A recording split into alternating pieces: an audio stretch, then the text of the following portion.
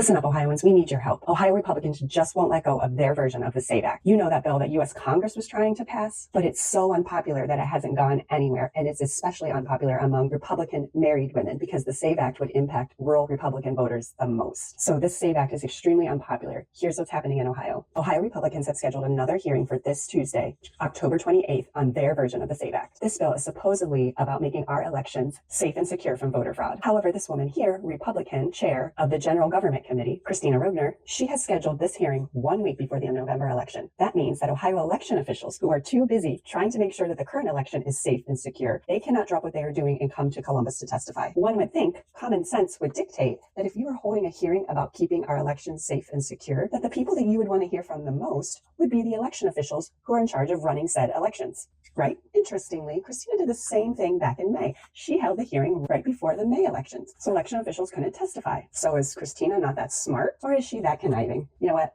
I'll let you decide. So maybe this bill isn't really about protecting the elections. Maybe this bill is really about voter suppression and trying to stop women and people of color from voting by putting cumbersome burdens on them to prove their citizenship. Also, interestingly, remember Secretary of State Frank LaRose found 0 cases of voter fraud in the 2024 presidential election. In the rest of the 2024 elections, there was a 99.9% accuracy rate, meaning our elections were safe and secure, which is great, right? And in fact, Frank LaRose says Ohio is the gold standard for election integrity. And Attorney General Dave Yost said voting irregularities in Ohio are rare and that we should all have faith that our elections are safe and our voting laws are being enforced. So if Ohio's top Republicans are saying our elections are so great, so safe, so secure, why do we need a law to completely overhaul the whole system and waste taxpayer dollars doing it? Do Ohio Republican lawmakers think Frank LaRose and Dave Yost are lying about the safety and security of our elections here in Ohio? You know what else? Kansas tried to pass a similar proof of citizenship law years ago, and it failed miserably. It became one of the biggest political fiascos in their state history. Tens of thousands of people couldn't vote. It ended up being thrown out by a federal court. So these two Republican lawmakers, Teresa Gavarone and Andrew Brenner,